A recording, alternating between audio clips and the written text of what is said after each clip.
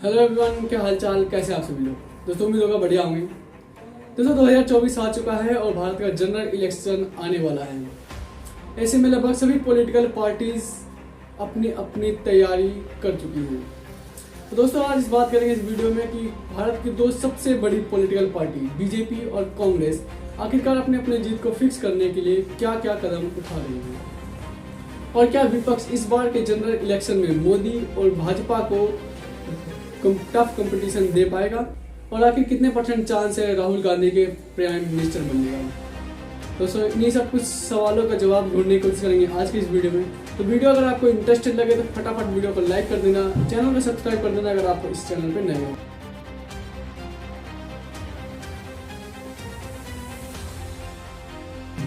तो दोस्तों बात करें अगर कांग्रेस पार्टी की, तो उन्होंने हाल ही में इंडिया अलायंस का गठन किया है। हालांकि यूपीए अलायंस का ही अपडेटेड वर्जन है, जहां 2004 के इलेक्शन में जब किसी भी पार्टी को पूर्ण बहुमत नहीं मिला तो इंडियन नेशनल कांग्रेस यूपीए का गठन करती है, यानी यूनाइटेड प्रोग्रेसिव अलायंस। इस अलायंस में लगभग 10 पार्टियां थी और इस अलायंस की खास बात यह है कि इस अलायंस के दौरान इतने घोटाले हुए इन घोटालों की लंबी लिस्ट तैयार हो गई। और इतना ही नहीं दोस्तों, इस अलायंस की खास बात यह भी थी कि इस अलायंस के लगभग सभी पार्टीज मिल बांट कर खाती थी। अब दोस्तों बात करते हैं इंडिया अलायंस यानी कि Indian national development inclusive alliance. तो इस अलायंस में इस वक्त 28 पार्टीज हैं और इन पार्टीज 11 राज्यों में रूल भी करती हैं, जैसे वेस्ट बंगाल, दिल्ली, पंजाब, बिहार जैसे बड़े राज्य भी हैं। दोस्तों इसका गठन होता है 17 से 18 जुलाई के बीच हुई मीटिंग में। इसका मेजर क्रेडिट जाता है नीतीश कुमार को। एक्चुअली उन्होंने ही कांग्रेस के साथ मिल करके इस मीटिंग का प्लान बनाया था। तो दोस्तों सवाल आता है क्या इस बार का जनरल इलेक्शन मोदी जी को टफ कंपटीशन दे पाएगा। इसका जवाब देने से पहले मैं आपको ये बताना चाहूंगा कि जो भाजपा ने अलायंस बनाया था यानी एनडीए अलायंस, उसमें इस वक्त टोटल 38 पार्टियां हैं। हालांकि ये पार्टियां संख्या में तो ज़्यादा हैं पर इनमें से अधिकतर पार्टीज के आपने नाम तक नहीं सुने होंगे। दोस्तों ये तो थी इंडिया अलायंस की पावर, बट क्या अब भी इंडिया अलायंस एनडीए अलायंस से जीत पाएगा। तो ये कहने से पहले मैं आपको एक बात बताना चाहूँगा कि जितनी भी पार्टियां इंडिया अलायंस में हैं वो लगभग सभी पार्टियां अपने अपने राज्यों में आपस में कंपटीशन में हैं। फॉर एग्जांपल के लिए आम आदमी पार्टी दिल्ली और पंजाब में कांग्रेस से डायरेक्ट कंपटीशन में है। वहीं वेस्ट बंगाल की ममता बनर्जी जी कांग्रेस के नेताओं को ही गालियां दे करके चीफ मिनिस्टर बने हैं और कुछ यही हाल बिहार का भी। और इस अलायंस की खास बात यह भी है कि दोस्तों इस अलायंस की जितनी भी पार्टियां हैं उनमें से कोई भी पार्टियां अपनी सीट छोड़ने को तैयार नहीं है। तो इन सब बातों को अगर साइड में भी रख दिया जाए तो सबसे बड़ा सवाल आता है कि आखिर वो कौन सा महापुरुष होगा जो इंडिया अलायंस की तरफ से प्राइम मिनिस्टर का उम्मीदवार बनेगा। दोस्तों अगर कांग्रेस की माने तो राहुल गांधी का तो जन्म ही प्राइम मिनिस्टर बनने के लिए हुआ है। वहीं टीएमसी की ममता बनर्जी तो 10 सालों से प्राइम मिनिस्टर बनने के ही सपने देखे जा रही हैं। और इन सबको अगर साइड में भी रख दे तो आम आदमी पार्टी यानी केजरीवाल जी, इनको तो लगता है कि ये प्रधानमंत्री बनने के लिए पूर्ण योग्य हैं और इनसे पढ़ा लिखा और ईमानदार कोई व्यक्ति है ही नहीं और इन्हीं को ही प्राइम मिनिस्टर बनना चाहिए।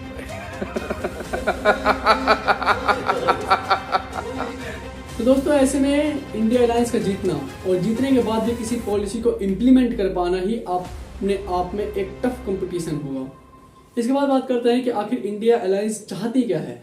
तो दोस्तों अगर बात करें इंडिया अलायंस के नेताओं की पॉलिटिकल डिबेटों की, तो इससे साफ पता चलता है कि इनका मकसद सिर्फ और सिर्फ भाजपा को हराना ही है। फॉर एग्जाम्पल के लिए जो केजरीवाल दिन रात कांग्रेस को घोटालों के लिए घसीटते थे, आज उन्हीं के साथ हाथ से हाथ मिला रहे हैं। वजह सिर्फ और सिर्फ मोदी। लिस्ट निकाली थी देश के सबसे करप्ट पॉलिटिशियंस की। 2014 की जो लिस्ट है उसमें Kapil Sibal, A Raja, Mayawati, Mulayam Singh, P Chidambaram, Suresh Kalmadi, Jagan M Reddy, Kamal Nath, Sharad Pawar, Nitin Gadkari, Sushil Kumar Shinde, Veerappa Moily, Mulayam Singh, Pawan Bansal, Naveen Jindal, Sriprakash Jaiswal, Yeddyurappa, Anurag Thakur, Tarun Gogoi, Anu Tandon, Salman Khurshid, Avtar Singh Bhadana, GK Vasan, HD Kumaraswamy, MK Alagiri, Praful Patel, Anant Kumar. ये लिस्ट आपकी थी।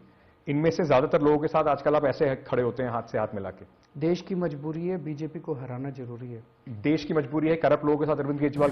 तो दोस्तों भले ही इंडिया अलायंस के बनने के बाद विपक्ष ताकतवर हुआ है, पर अब भी इनका जीत पाना लगभग इम्पॉसिबल है। अब बात करते हैं दोस्तों, आखिर यूपीए अलायंस का नाम बदल करके ही इंडिया अलायंस ही क्यों रखा गया। तो दोस्तों, जहां आज के टाइम में कांग्रेस की पहचान एक एंटी नेशनल और एंटी हिंदू के रूप में की जा रही है, का राज है, हिंदुओं का नहीं, और हमें एक बार फिर इन हिंदुत्ववादियों को बाहर निकालना है। वहीं बीजेपी इसी चीज में सबसे मेन फोकस रखती है।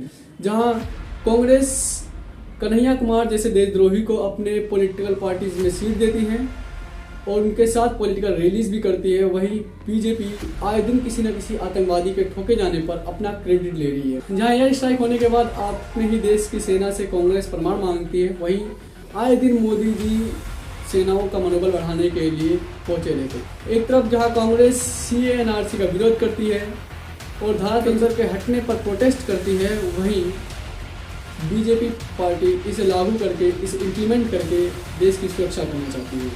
तो हो सकता है कि यूपीए अलायंस का रीनेम इंडिया रखने से ये लोग ये प्रकट करना चाहते हैं कि देखो हम भी देशभक्त हैं। तो दोस्तों, इन सब कंट्रोवर्सी के बाद ये कहना गलत नहीं होगा कि इंडिया अलायंस भले ही आज एक बड़ी अलायंस और के रूप में उभर के आई है, पर अभी भी इनका जनरल इलेक्शन में जीत पाना बहुत ही मुश्किल है और राहुल गांधी का प्राइम मिनिस्टर बनना तो है।